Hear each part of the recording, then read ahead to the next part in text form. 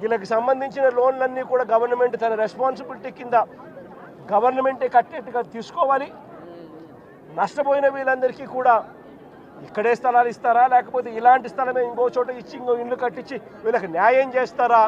అన్నది government decide చేసుకోవాలి. చంద్రబాబు నాయుడు గారు గట్టిగా ఒకటే చెప్తా ఉన్నా, అయ్యా చంద్రబాబు, నువ్వు గన ఈ కార్యక్రమం చేయకపోతే రేపొద్దున మా ప్రభుత్వం వచ్చిన తర్వాత, వైఎస్ఆర్సీపీ ప్రభుత్వం వచ్చిన తర్వాత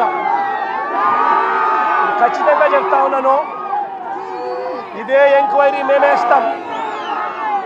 ఇదే ఎంక్వైరీ మేమేస్తాం, మిమ్మల్ని కోర్టు ముందర దోషులుగా నిలబెట్టడమే కాకుండా వీళ్ళందరికీ కూడా, బాధితులందరికీ కూడా కంటికి రెప్పలా మేమంతా కూడా కాపాడుకుంటూ, వీళ్ళందరూ కూడా ఎవరైతే నష్టపోయినారో ప్రతి ఒక్కరికి కూడా